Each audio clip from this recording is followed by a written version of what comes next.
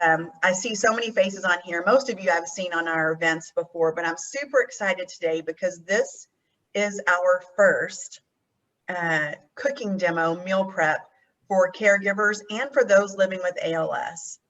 I have known Chef V and the Two Taste team, most of them, but for sure Chef V, for gosh, over 5 years now. It flies by for sure. But what I do know is they've always been and still are committed to community. We talked about that a lot yesterday in our town hall, right? How about it's about community and partners. This team, Two Taste, is about community. They're passionate. When I reached out to Chef V over a year ago, way before COVID hit, and asked her if they would be willing to do some specialized demos for our ALS Texas community, immediately she said yes.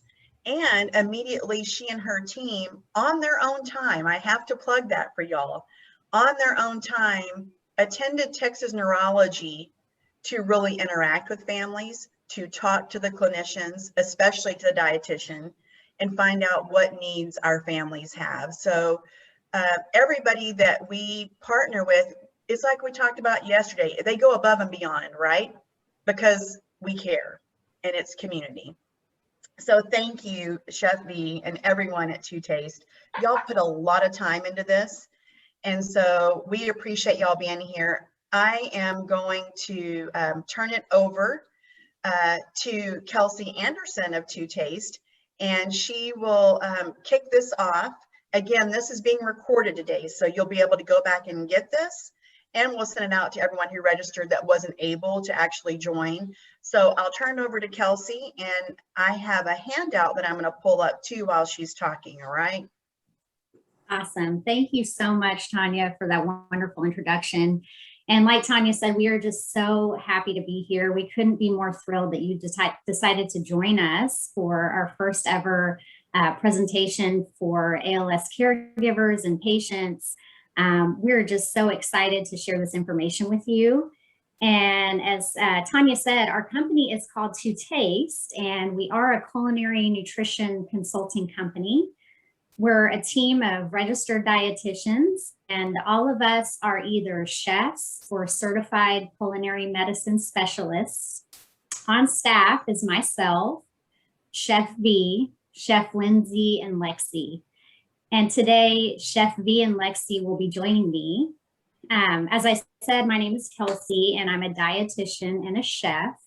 And I am Two Taste clinical nutrition specialist. So I specialize in clinical nutrition. I work at various hospitals and long-term care facilities, and I'm a member of the medical team. So my role is to ensure that my patients are meeting their nutrition needs while hospitalized or while residing at their facility. And Chef V is also a dietitian and a chef. She also holds a Master of Science and an MBA. And Lexi is also a dietitian and a certified culinary medicine specialist. So we're so excited to have them here today. At Two Tastes, we believe the best way to take control of your health is through cooking. And the goal of this presentation is really to make it a little bit easier for you as caregivers to take care of your patient and yourself. So as you can see, Tanya is going to upload the recipe card and the nutrition handout in the chat. And you're also able to access those, I'm told, from your email that you provided. So feel free to access those during the presentation and even after we're done as a resource. We really encourage you to do that. And if you have questions, we definitely encourage questions throughout the presentation. All you have to do is type those into the chat on the left-hand side of your screen, and we'll try to get to those as they come in. So just a little bit of housekeeping. You'll want to mute your screen so that we can limit background noise during the presentation. And again, if you have a question, no need to unmute yourself to say it verbally. You can simply type that into the chat and we'll get to it as quickly as we can. Before we kick off the main event, the cooking demonstration, I'm excited to provide you with a brief nutrition overview. So we do want to preface this by saying that you should always speak with your doctor or provider and your dietitian and your speech and swallow therapist in order to determine your exact diet textures and thickness of liquids, as well as calorie and nutrient needs for your patient, and then the nutrient calorie needs for yourself. Our first topic will be macronutrients. And you may have heard the term macros on social media or in the news or even on talk shows. It's kind of a hot topic right now, but really it's just a shortened term for macronutrients. And macronutrients simply refers to the 3 types of nutrients that provide calories or energy to the body. These include carbohydrates, fats, and proteins. Carbohydrates, our first macronutrient. So fiber-containing carbohydrates, healthy fats, and lean proteins, which promote satiety and energy, are recommended for both you and your patient. Examples of fiber-containing carbohydrates include whole grains, fruits, veggies, and beans and lentils. Important to note that beans and lentils can also be included in the protein macronutrient category. So not every food is a single macronutrient. Lots of foods are what are called mixed macronutrients. Our second type of macronutrient are fats. Healthy fat examples are olive oil, canola oil, avocados, nuts and nut butters, as well as fatty fish. Again, fish and nuts can also count in the protein macronutrient category, which brings me to our last type of macronutrient, proteins. Lean protein examples include lean red meats like lean beef and pork, lean poultry like skinless chicken and turkey breast, beans and lentils, tofu, tempeh, and other soy products, and eggs. So all 3 of these macronutrients are important components of a healthy meal. And I think that Tanya has the Harvard's Healthy Eating Plate pulled up. We'll take a closer look at this. As you can see on Harvard's Healthy Eating Plate, that half of the plate consists of fruits and vegetables. And we would like to recommend that you eat a variety of fruits and vegetables. You may have heard the term eat from the rainbow. And what that's referring to is trying to get as many colors on your plate as you can. The reason for this is that every vegetable and fruit has different nutrients based on their color.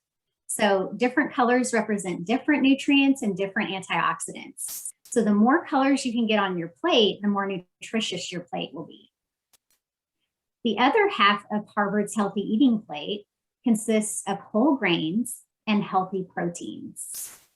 Examples of whole grains include things like whole wheat bread, whole grain rice, like brown rice and wild rice, and things like whole grain pasta, farro, quinoa, even barley and oats.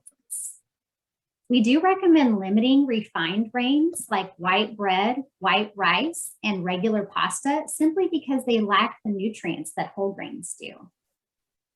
And the last quarter of your plate, the last 25%, that bottom half quadrant, are our healthy proteins. And healthy protein examples are fish, poultry, nuts and seeds and nut butters, beans and lentils, and even include small amounts of lean red meats like lean beef and pork. We do recommend limiting the amount that you eat of red meat and also avoiding processed meats like cold cuts, sausage, and bacon.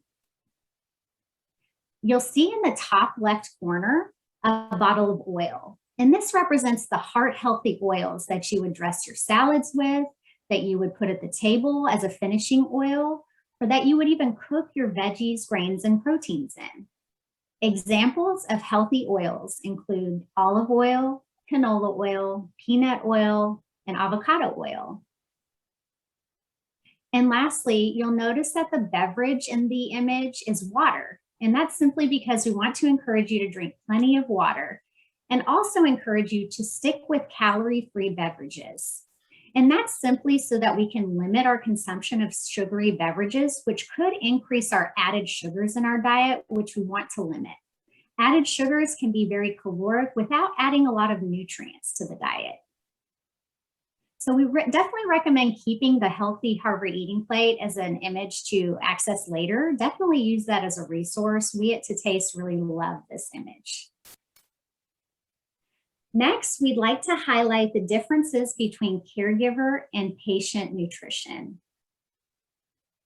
We believe that food can be a powerful tool for improving overall health, well-being, and quality of life. For caregivers, well-planned nutrition can mitigate your risk and even help manage things like type 2 diabetes, cardiovascular disease, and even cancer. As the caregiver, we recommend that you focus on fiber-containing carbohydrates, lean proteins, and moderate amounts of healthy fats. Our ALS patients can have higher nutrient needs, and this is simply due to an increase in metabolic rate and sometimes involuntary muscle movements. We know that the macronutrient fat is the most calorie dense of all the macronutrients. So more calorie dense than carbohydrates and protein. So fat can be a really powerful tool to help meet our elevated needs of our patients. So some high fat foods that you might want to incorporate for your patient's diet may be butter, cheese, cream cheese, eggs, heavy cream, olive oils and other cooking oils, avocados, and ice cream. Now, these aren't foods we will recommend in large amounts for the general population, but we can for our ALS patients.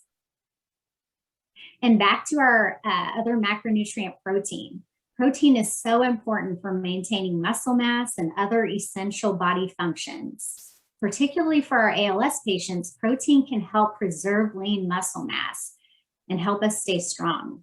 It can also mitigate any diagnosed malnutrition and help to prevent malnutrition. Protein is equally important for the caregivers as we're working hard to stay strong to care for our patients. High protein foods include things like Greek yogurt, beans, nuts and seeds and nut and seed butters, tofu and other soy products, eggs, poultry, and meat. And lastly, back to carbohydrates.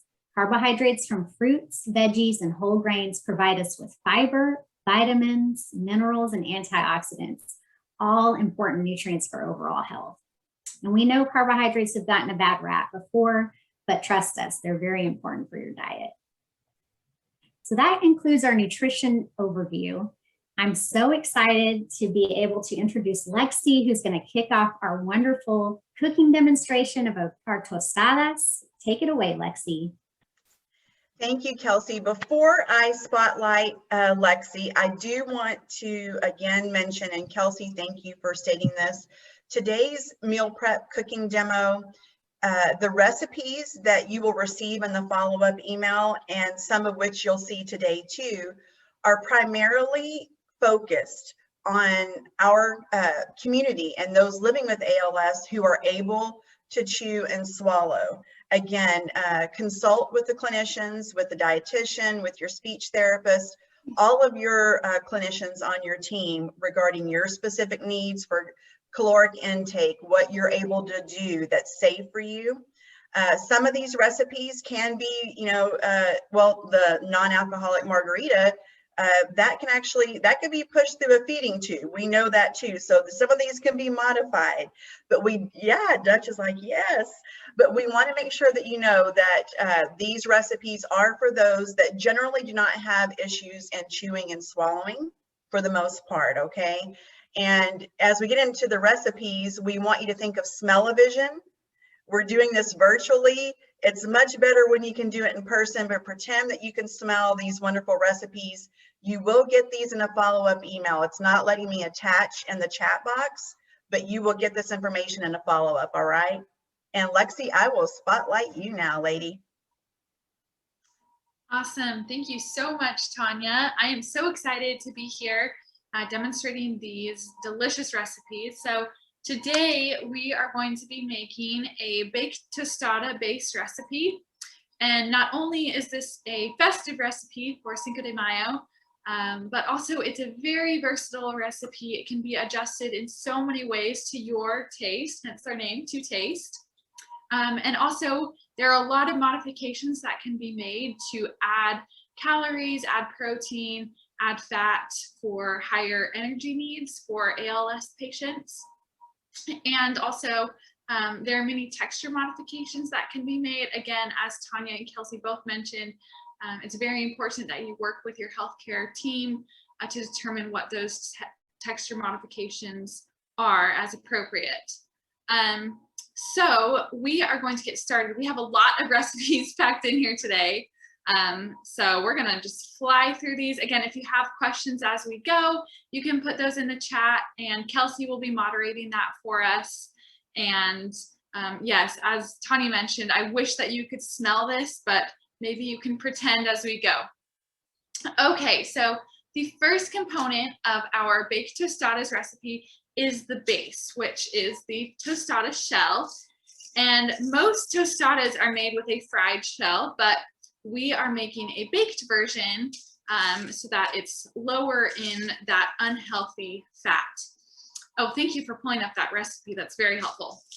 So when we are making our tostada shells, we're starting with a pretty unprocessed corn tortilla here. And there are two ways that you can make this tostada shell.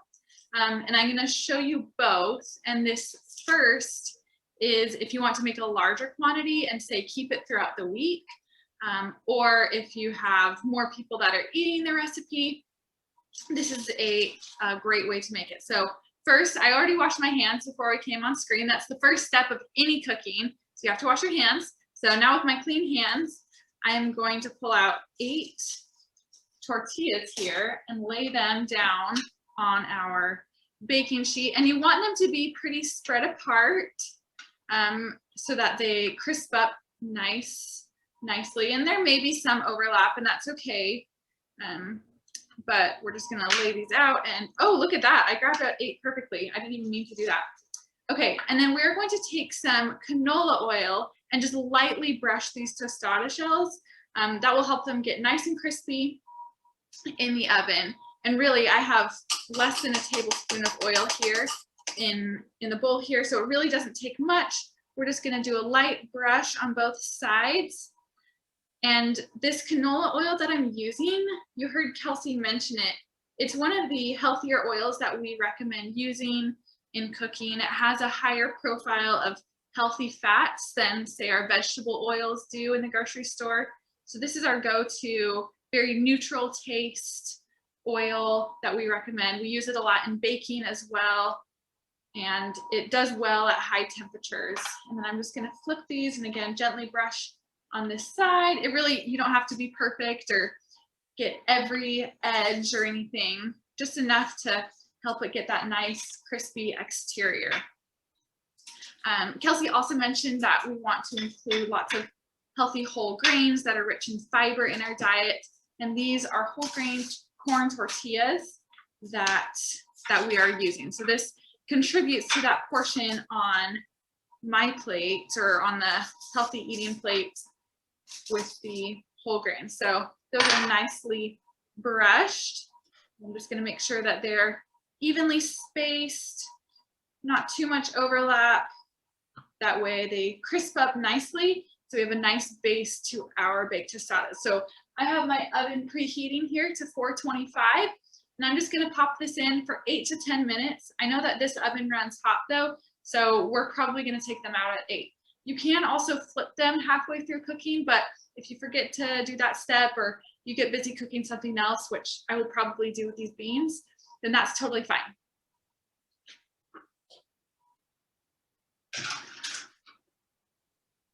Okay, so as I mentioned, that's a really great way if you're making a larger meal or want several throughout the week. They do hold for 1 to 2 weeks in the pantry, which I love. I've used that many times and had an easy whole grain base ready to go. Or this is one of my favorite methods, is cooking it in the microwave. I've used this so many times when I'm in a pinch for dinner. And all you do is you take a microwave safe plate and you put your corn tortilla on there. And we're just gonna throw this in the microwave for 1 minute on each side. Let's see. See if I know how to use this microwave. Okay. There we go. Okay, so while that's cooking, I do want to make a note that if you or your patient doesn't like the crispy texture, can't really chew the crispy texture of the baked tostada shell, you can leave it soft. That's totally fine. Or you could turn this recipe into a taco recipe or even a quesadilla recipe. You don't have to have the crispy shell, but as we're presenting tostadas, we had to have the nice crisp shell. Another note is if your patient or you can't do the tortilla itself, it's too hard to chew or swallow, you can also turn this into a tostada bowl. So maybe have a base of another whole grain, such as cooked brown rice or quinoa or farro or barley. That would make a great base, and then you can add all of the toppings on top. If your patient is on a puree diet, something like polenta or grits could also be an appropriate option. Again, using the guidance of your dietitian, physician, and a speech language pathologist. That's beeping, so I'm gonna flip it around for another 30 seconds to a minute. I know that this needs about 40 seconds on this microwave, so we're gonna flip it upside down.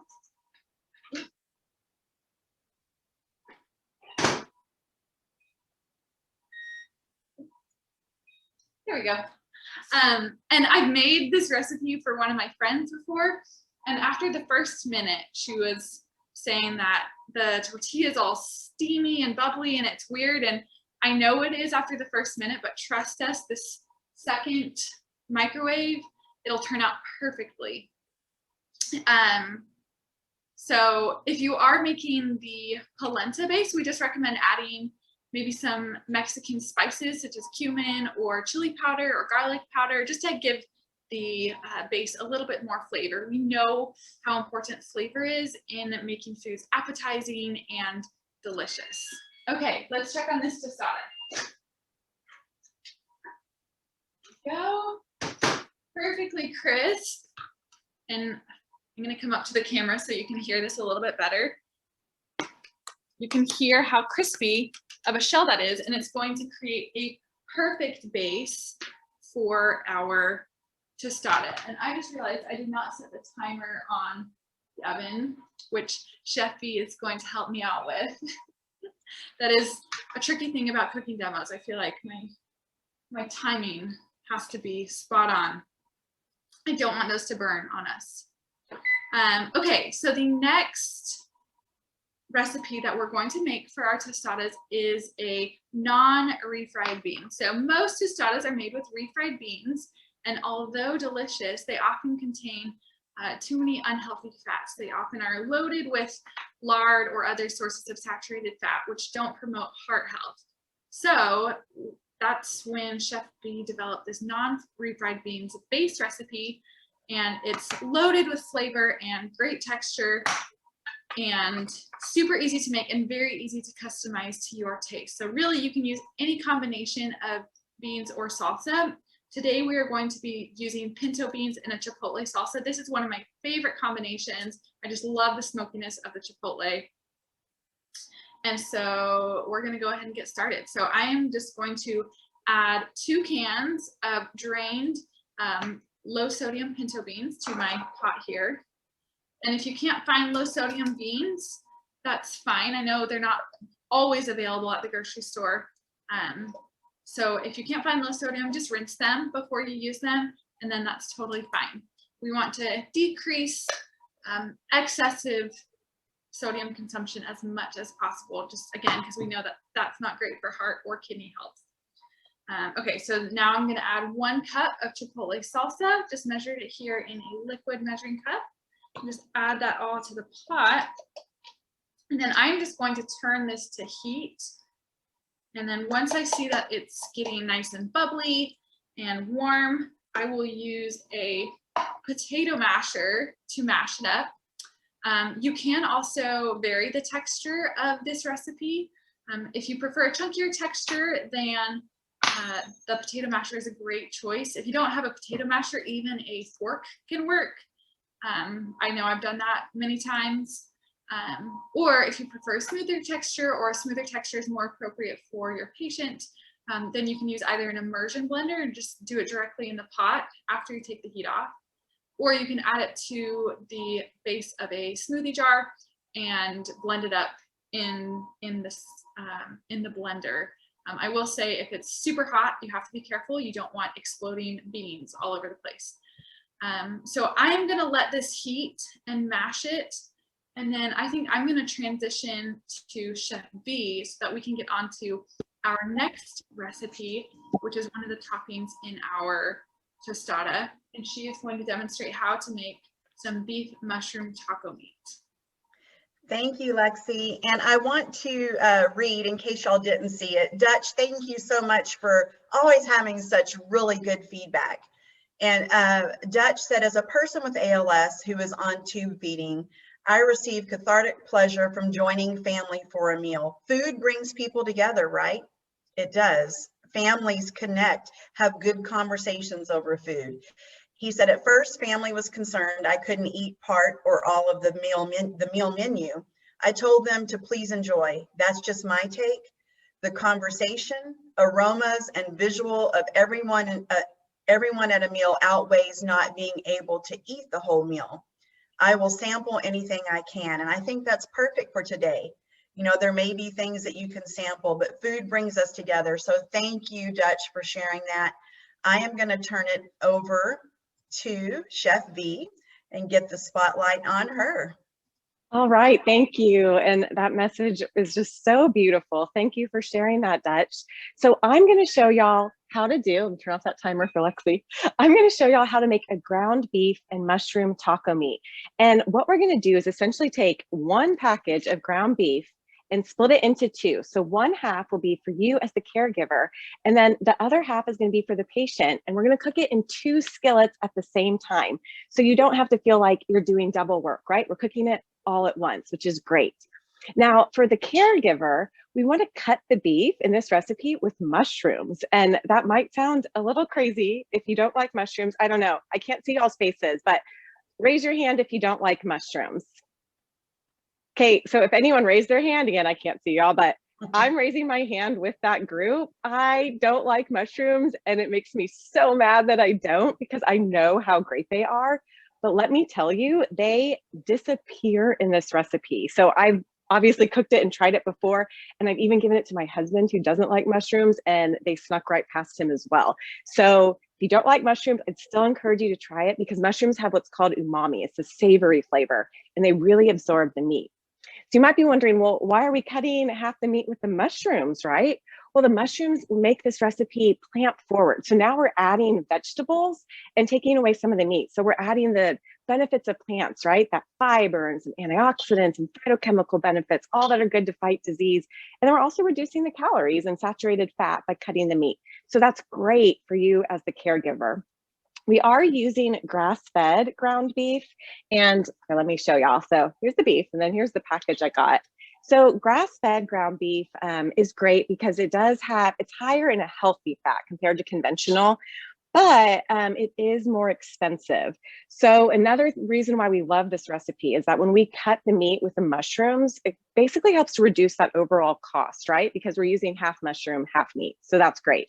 But if you cannot afford grass-fed beef, don't worry about it. Remember, Kelsey said a little red meat in moderation is okay. And just be sure you look for lean. So this one is 92% lean, 8% fat. So that's going to be a better choice. I'm pretty sure you can find it up to like 96.4 in your grocery store. So if you can afford the grass-fed, great. If you can't, don't worry about it. Now, so that will be in one skillet, right? For you as the caregiver. And then our other skillet, we're just going to use the ground beef. We're still going to season it with onion and spices and salsa. And of course, whatever your patient likes and enjoys and can tolerate. But by doing that and not including the mushrooms, we're making sure that every bite has more calories and more protein for your patient. So let's go ahead and get started. I do have all of my ingredients, for the most part, pre-measured. I'm going to scroll down so y'all can see down over there. But I did want to show you how to prep a few things. So I didn't quite measure all of it. So I wanted to start with the mushrooms. So I have a bowl right here, and can y'all see that? So I actually processed these in a food processor which honestly, y'all, if you have one or if you have a blender that can do this, it's the way to go because it was like done, you know, in a minute or two. But you can also use your knife, which is the good old fashioned way to do it. So if you're going to use your knife, I wanted to show you how to do that. So I'm going to turn my camera down on my cutting board real quick. And I want to show you all a trick. I don't know if any of y'all have this problem, but I definitely do with my countertop. You see how my cutting board is sliding around on me right there? That's not good, right? When you do that, it can easily slip and you can have an injury. So if you take a wet towel, or you can use a damp paper towel, either one will work, and you put it under your cutting board, it's gonna anchor it in place. So let me go back to my board for y'all, and you can see now, right? It doesn't slide around. So that damp paper towel is helping to anchor it. So I just have 2 mushrooms I saved to show y'all. Go down more on my cutting board. I know you can't see my face, but that's okay. It's better to focus on my hands for this. So first thing I'm gonna do is just kind of trim. You see that like dried out spot on the mushroom? I'm just gonna trim that away because it might be a little hard to chew into for any of us. Same thing on this one, has just a little bit. I'm gonna trim that off, get rid of that. And honestly, after I cut it, it didn't feel that hard anyway. But now when we're cutting, we really like to have things be a flat surface. So see how this mushroom kind of rolls all around on me? That can be a little dangerous. So what I can do is actually take my knife and cut a flat edge right here. And now my mushroom is stabilized on the cutting board. From here, I'll cut into what we call planks. And I want y'all to notice, do you see my hand that's not holding the knife? I have it in this claw position. We like to call it a bear claw for real because it's fun. And we teach a lot of kids. But that makes sure you don't cut your fingers. So now I have, right, the mushrooms in these planks or slices, and I can stack them up just as many as you're comfortable with and cut them more into strips now or sticks, gather them the other way, and I can do a dice. And we don't need to really get it that perfectly diced, right? We're going to be cooking it with ground meat and we really want it to disappear. So you can really just kind of chop at it too. It doesn't have to be neat. So I'm going to go back to the board so y'all can see. Hope I'm not making you dizzy with that back and forth. I'm going to cut these up. So here, I'm going to do more of a rough chop so you don't have to worry. It doesn't have to be exact like I was showing you with the dice, but just in case you wanted to know. And then you can cut them as small as you want. So think about that with the ground beef, right? We want it to kind of blend in. So the smaller you cut it, the more it will blend. But if you liked mushrooms, you wouldn't have to cut it that small. Now, if you're still one of those people that doesn't like mushrooms and you're like, I just can't do it. I trust you. Maybe it doesn't taste like anything, but the idea of the mushrooms just gives me the cringes. It's the texture. That's what it is for me. But you can sub any other vegetable. So I've done this with zucchini. Zucchini works great with ground beef. You will see it, of course, but it just mixes really well and it also kind of takes up the flavor. So that's an option. This is also really great if you guys have kids or grandkids at home, right? And they might be a little picky and don't want to eat their vegetables, then this is a good way to kind of sneak it in. I always have mixed feelings on that. It's good to sneak it in just to get them that added nutrition, but I also like to tell them they're eating it so they know that power of vegetables and how it can help with their health. Okay, so I wanted to show y'all. So can you see the difference? See, so this is like really finely chopped, and then this is a little bigger. And I could keep going and chopping over it if I wanted to, but the more you do that, of course, it's going to take more time. But I'm going to add that to my bowl. And that is how you get your mushrooms prepped. Okay, so next thing I wanted to show y'all was how to dice an onion real quick. Okay, so I've been doing a lot of online grocery ordering. I don't know about y'all, but since the pandemic started, just, you know, kind of the easier, safe route to go. But sometimes they send me things that are a little crazy, like this onion that is almost the size of my head, right? It's like it's truly half the size of my head. So I'm going to kind of walk y'all through this, but then I already had some onion in my fridge that I had used part of. So I'm going to cut this to not have just a ton of extra onion at home because I don't think I can use this giant onion within a week. But so bear with me and I'm going to do like some pretend cuts and then I'm going to switch to my other onion. Okay. So back to the cutting board. So the first thing you'd want to do with an onion, there's the root end, right? That has all those crazy strings. And then there's the stem end. So you would want to cut off the stem end completely. And then you would just trim the root end. And by trimming it, it helps to hold the onion together. At that point, you could lay your onion flat on that stem end and then cut it in half. Okay. So now pretend like it was a purple onion, right? And there's my half. Can you kind of see? So that's where the stem end was, and that was the root end, and it was flat on my board, and I was able to cut it in half. Notice the peel is still on it, and that's intentional because it's so much easier to peel once you cut your onion. So I'm going to get that peel off. My trash bag's a little far. Get that peel off. And now to dice my onion, do you see the beautiful vertical stripes on the onion? I'm going to kind of trace those, not exactly, because that would be a lot of cuts, but I'm going to space out my cuts about 1/2 inch apart. And I'm going to cut through the board to the board, but I'm not going to cut through this end. And you'll see it's going to hold the onion together. So make sure y'all have it in view, just like that. Okay, so I'm going to keep going. I'm doing like a rainbow pattern, following the curvature of the onion, just like that. Make sure my fingers are out of the way. Okay, and see how my onion held together? Now, a lot of chefs like to do these horizontal cuts into the onion, and that is important, like if you work in fine dining, but we think for home cooks, it's not necessary, and we don't like that kind of danger of cutting towards yourself. So we like to use this method where we just make those vertical cuts in the rainbow pattern. Now, when I turn my onion this way, and I make the cross cuts, I have a perfect dice, just like that. And for this recipe, we need about 1 cup. It does not have to be exact. You know, definitely depends on your taste. We like to say recipes are more like formulas, and we truly believe that. We want you to cook to your own taste. That would be about an onion. Sorry, about 1 cup. Let's see, I have my 1 cup measure. Can you imagine how much onion that would have been? I don't even honestly know. Maybe like 3 cups, 4 cups. I don't know. Okay. I cut enough things at this point in my life and do enough recipe testing that I can usually eyeball it pretty exact. There you go, y'all. It's gonna be right at that 1 cup amount. Okay. So I'm going to set that aside. So hopefully y'all learned a new technique just then that you can use in other recipes as well.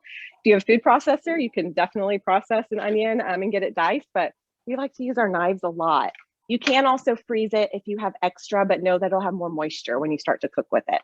Okay, so last thing I needed to prep, oh, sorry, I have 2 things, is the garlic. So I have some garlic cloves here, and I know I need to speed up looking at the time. And I've already peeled 3 of them. But I wanted to show you how to get the peel off this last one, because the peel, I don't know if you've ever tried to peel it off, right? It can be really sticky. So to avoid that and make it simpler, I'm gonna go down to the board again. I'm gonna take my chef's knife and put the heel of the blade on the garlic clove, and I'm just gonna press down just like that. And then the peel is gonna essentially slide right off. My hands are, I promise it should slide right off. My hands are just a little sticky from all the cooking. Okay, so just like that. So I have my clove and it's ready to go. So this recipe asks for it to be minced. So before I mince it, I want to show you all the process. So I like to first slice my cloves. Get all of them sliced. If you really like garlic, you can use more. If you don't like garlic, you can use less. Totally up to you. Keep going. Okay, so I kind of mix a sliced and chopped because I knew I was getting to minced. I didn't really care too much. And now I'm going to take my knife and I'm going to do a chopping motion. So I'm going to put my hand on top of the blade and just go back and forth over the garlic until I get it nice and fine.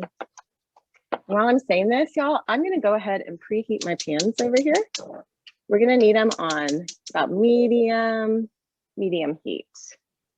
Okay. So now I have my garlic nice and chopped. Go over it a little more. And from here, I can mince it. So if I take my knife, gather it all. Notice I'm using the back, the spine of my knife. That way I'm not dulling the blade. Okay, I'm gonna take it and I'm gonna just smash and drag. And this is gonna create like that minced stuff, you know, you can buy in the jar. It's going to taste so much fresher, and it's going to be cheaper because we're doing it from scratch. Whenever you buy things like that, you're paying for the packaging and everything along with it. Okay, I'm going to get it fairly minced, just trying to get that paste. Okay, we'll do a little more. And that will be good to go. Okay, so last thing that I wanted to show y'all, and we'll be ready to cook. I have some spices. So I already measured my chili powder and I measured 1 teaspoon of cumin, but I wanted to show y'all to make sure everyone knows how to properly measure spices. And that sounds kind of crazy, like, well, what do you mean? But so imagine if this was a chili powder. I should have left the chili powder for my demo. And I measured it like this. Do you see how that could really affect the recipe and be way too spicy? Yeah, so you want to make sure you get it nice and level. So my jar doesn't have one of those scrapers. So what I can do is actually take a knife and then go across, see, trying to get y'all in the view, go across the top just to make sure it's flush, and then it's perfectly measured. Okay, so we have everything measured and ready to go. This is called getting your mise en place ready, a fancy French term. But by pre-measuring and having everything cut, it just speeds up the cooking process and makes it that much more efficient. So I'm gonna start by making sure my pans are hot. So we like to add fire. We say fire, fat, food. So you wanna preheat your pan, then add the fat, then add the food, and this ensures the most beautiful browning result. So to check if your pan is hot, all you need to do, sprinkle some water. And if it immediately, my pan is hot, guys. If it immediately evaporates or starts to ball up, that means it's ready to go. And you honestly don't want to keep heating too much longer or you're going to start getting smoke. So I am adding some extra virgin olive oil. Remember that heart healthy oil to the pan. I have my 2 pans. So this big one is for you as the caregiver, and then this one is for the patient.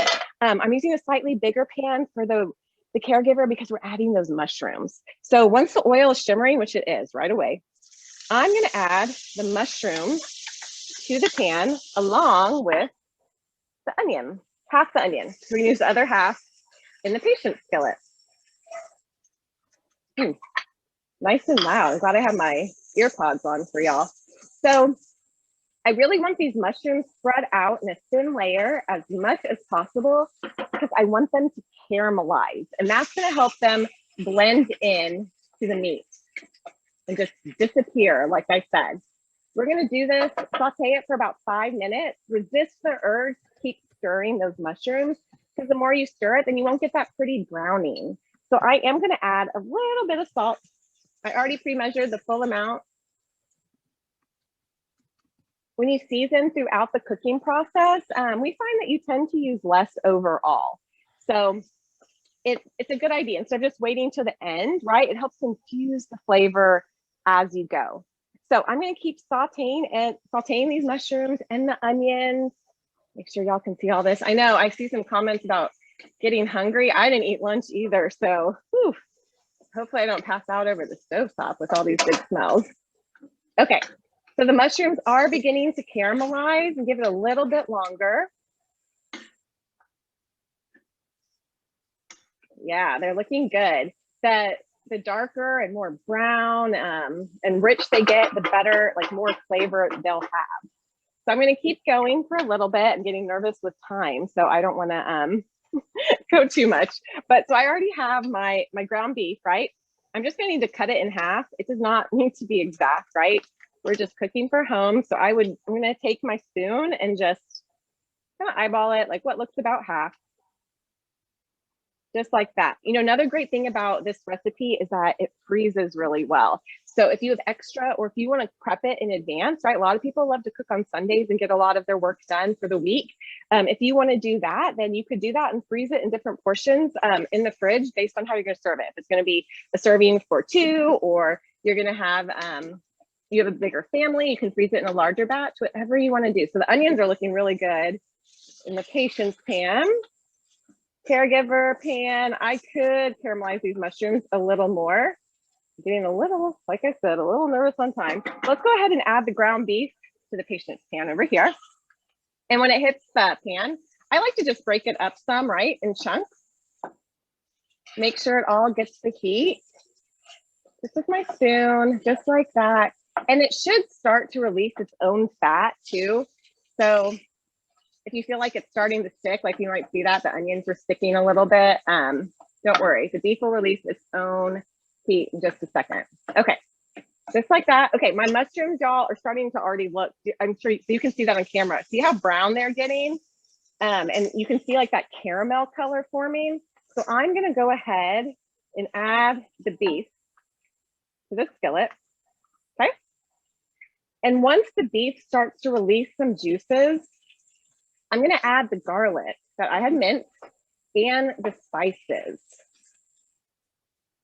It's kind of like adding the spices to the fat because that helps to what's called bloom the spices. So it brings out the flavor. Okay, so I'm gonna go ahead and start mixing that in.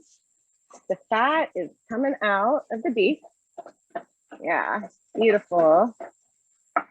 Okay, let it brown a little more. I don't want to touch it too much. Okay, so I'm gonna go ahead and start adding the garlic. I have it on my board, about half to each pan. Okay, and then I'm going to sprinkle on half the spices on this pan, half on that pan. That was the cumin. Gonna add some chili powder. If you're really sensitive to spicy food, don't do as much chili powder. You can always do more if you love spicy food. Totally up to you. Paprika would be a good substitute if you're really sensitive to spice or if your patient is. Paprika would be a great flavor as well. Okay, so I'm gonna keep cooking that. I'm gonna turn down the heat a little on this guy and on this one. Looking really good. Okay. Sprinkle, and then I'm gonna sprinkle a little bit of salt on all of these. Get the meat nice and seasoned. Okay. Probably don't even need this much salt.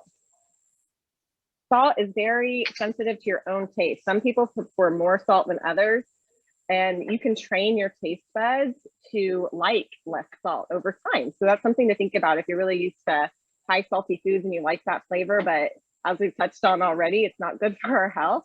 You can over time get your taste buds used to less salt. Okay, so this pan's looking really good. Really nice and brown. Smells so good. Sending you the smell-o-vision. We thought it'd be really cool if we could transport food, right, through Zoom. Wouldn't that be awesome? Okay, so we have that. And then the last thing, I'm gonna go ahead, turn these down. It's just, I'm gonna add some salsa. So again, about half to each pan. And this adds more moisture. Now, if your patient requires a texture modification, you can mash the beef more, right? You could also puree it. Again, check with your nutrition team that you work with your patient, but it can definitely go in a blender with some broth or stock or even some gravy and get it pureed. Okay, so that is the beef mushroom taco meat. Can y'all see that? Look at that. I'm gonna bring it even closer. She's probably hot.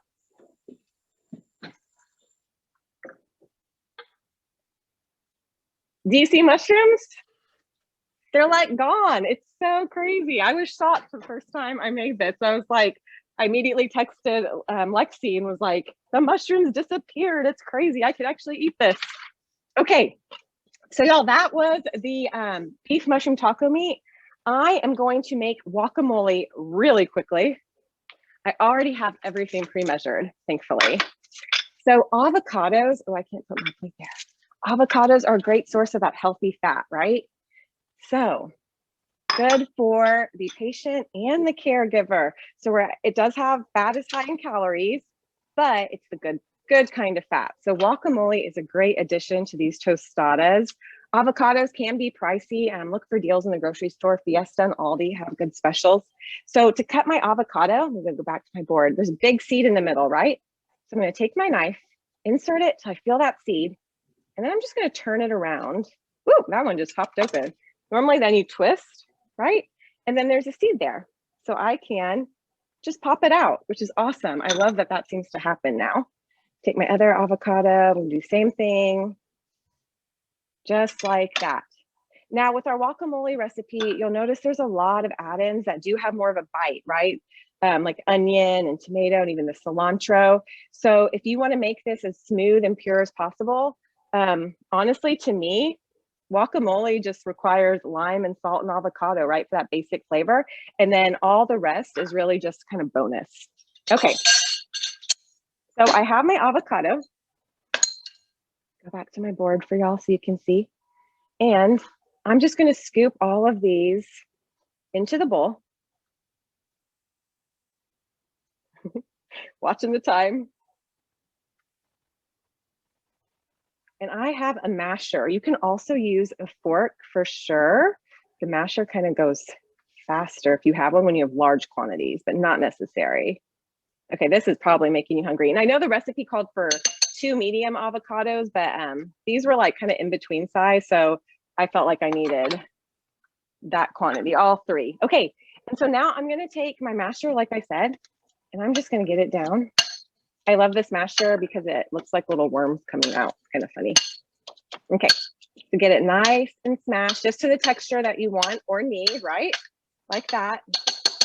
Pick it out, and then it's really up to you. So I'm gonna add some diced tomato, some cilantro, and I'm following the recipe exactly as we gave to y'all. Some diced red onion. We're not huge fans of a lot of raw red onions, so we only did 2 tablespoons, but if you like it, you can do more.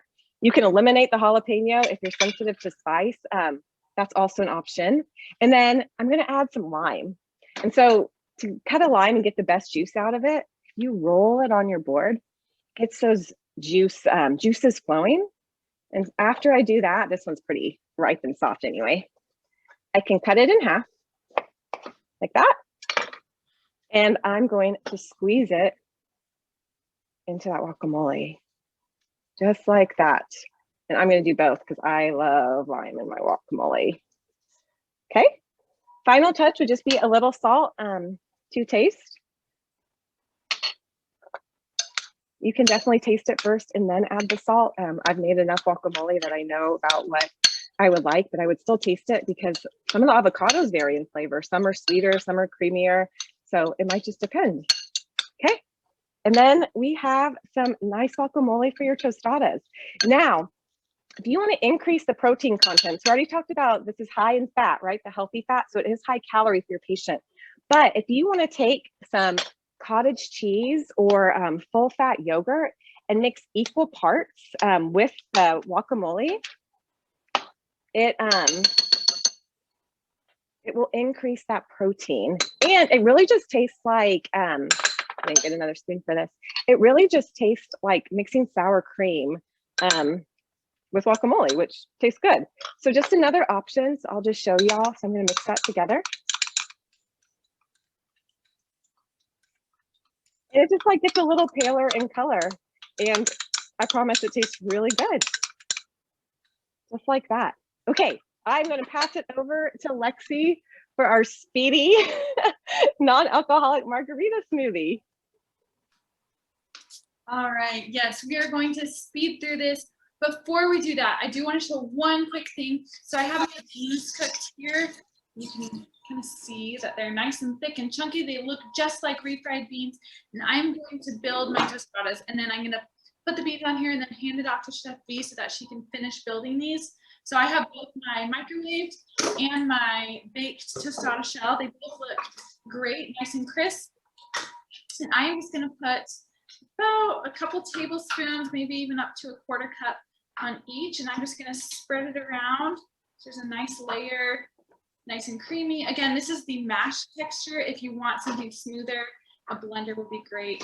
Also, if you want an easy way to add calories for your patient's tostada, you could also mix a couple of tablespoons of extra virgin olive oil in with the beans. It really wouldn't affect the flavor or texture that much. And you could also use like an infused olive oil, something like a chili or garlic. Olive oil would taste delicious. So I have my tostada bases ready, and honestly, you could eat this as a healthy snack as is, but we're gonna turn it into a beef mushroom taco tostada. Okay, and I'm gonna make a speed smoothie. So I have my blender here, and if you don't have a blender at home, there are actually a lot of good options you can find at like a thrift store. Just make sure that if you do buy one there that you plug it in and test it first. Just want to make sure that it works. So we're making our non-alcoholic margarita smoothie. So all that I'm going to do is I'm just going to add all of these ingredients to the blender. So I have a ripe banana. If you don't have a ripe banana, that's okay. But the riper it is, the sweeter it'll taste. So if you're pretty sensitive to that, make sure it has some nice brown spots on the peel.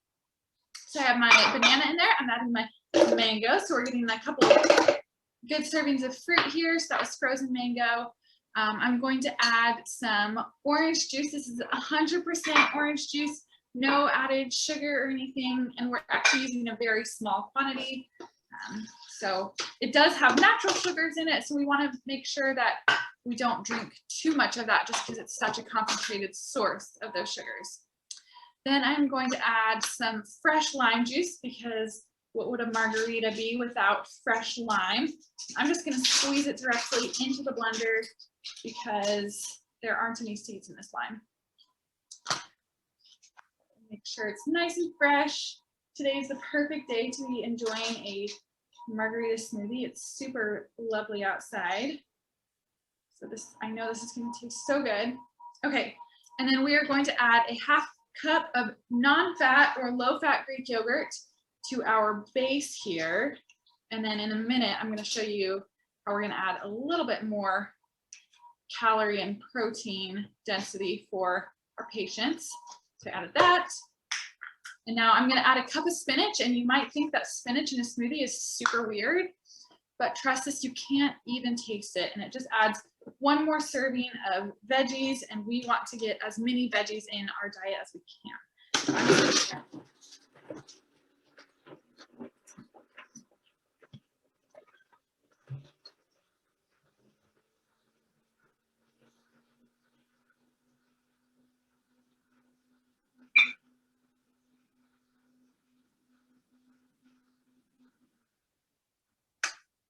Okay, so we are going to take our smoothie base, and we're going to pour half of this out into our lovely margarita glasses here.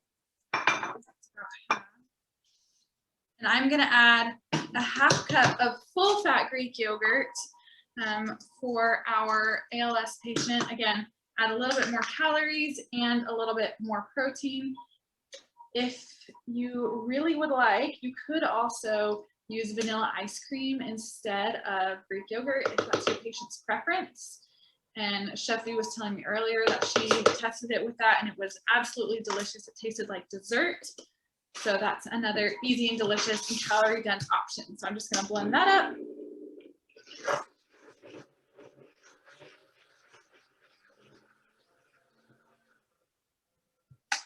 And again, adjust the thickness to your patient's needs as instructed by your healthcare team. Pour that out. You can tell this one's a little bit thicker than the first.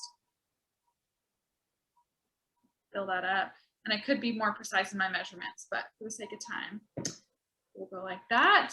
And here we have our lovely tostadas and our margaritas. So thank you so much for joining us today. We are so thrilled that we got to do this cooking demonstration for you. We are excited for future ones. And if you have any suggestions or things that you want to see more of, we would love to hear because this is all for you. It's all about community.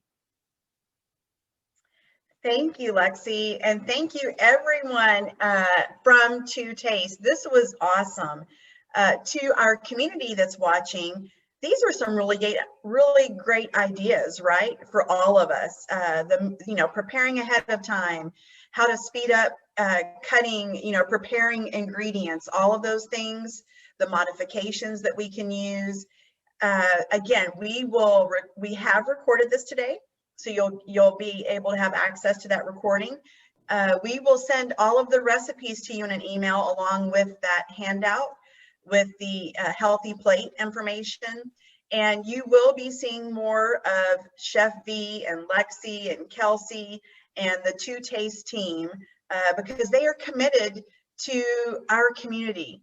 to supporting our community. And as you can tell today, they put a whole lot of time into really giving ideas and making sure that there's modifications for all of those who are living with ALS, and for you caregivers to make sure that you are getting nutrition to maintain your self-care, right? We've talked about that all the time, that you've got to put on your own mask first and make sure that you're taking care of yourself. So everything looks delicious. I feel like I could smell it. I really do. And I'm sure it was my imagination, but it looked wonderful.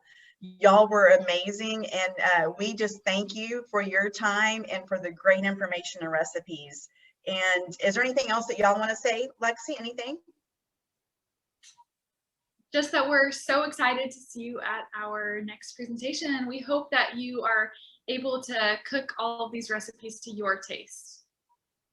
Thank you. We had lots of feedback. I don't know if you've seen the chat, but everyone says, thank you. Can't wait to try the recipes. Thank you, ladies. I'm super hungry now. And I think we all can raise our hand for that. So nice, looks yummy. Thanks for all the tips, and very professional, which that's how y'all do things, I know. So thank you. Enjoy the rest of your day, everyone, and try to make something yummy and healthy. Right. Bye-bye. Bye. Thank you.